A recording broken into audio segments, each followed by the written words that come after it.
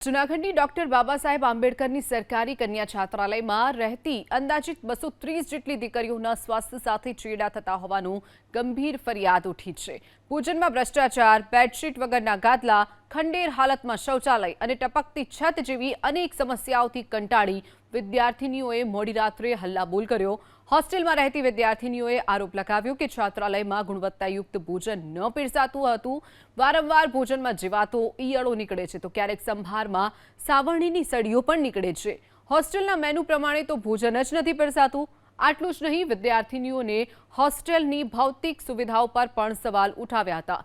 વિદ્યાર્થીઓના બેડરૂમમાં બેડશીટ પણ નથી, જેના કારણે તેઓ એમને એમ જ ગાદલા પર સૂવા માટે મજબૂર છે। ઓશિકાની હાલત પણ અતિ ખરાબ છે। સરકારી હોસ્ટેલના શૌચાલયમાં અને બાથરૂમમાં તો પોપડા પણ પડી રહ્યા છે। ખંડેર હાલતમાં શૌચાલય જોવા મળી રહ્યા છે તો છાત્રાલયની છતમાંથી પાણી પડે છે, જેના કારણે ચોમાસામાં અતિશય મુશ્કેલીનો સામનો કરવો પડતો હોય છે। જ્યારે હોસ્ટેલમાં ચાલતી લોલમલોલ અને ભ્રષ્ટાચારની ફરિયાદને લઈ મીડિયા પહોંચ્યું ત્યારે વિદ્યાર્થીનીઓને દબાવવાનો પ્રયાસ પણ કરવામાં આવ્યો। તો સમાજના આ જ અમુક ભારતીય જનતા પાર્ટીના કોર્પોરેટરોએ આ સમગ્ર બાબતને દબાવી દેવાનો પૂરો પ્રયાસ પણ કર્યો અને મીડિયાને અંદર જવા માટે રોકવામાં પણ આવ્યું। જોકે ના છૂટકે હોસ્ટેલની વિદ્યાર્થીનીઓએ હોબાળો કરતા મીડિયા અંદર પહોંચ્યું હતું।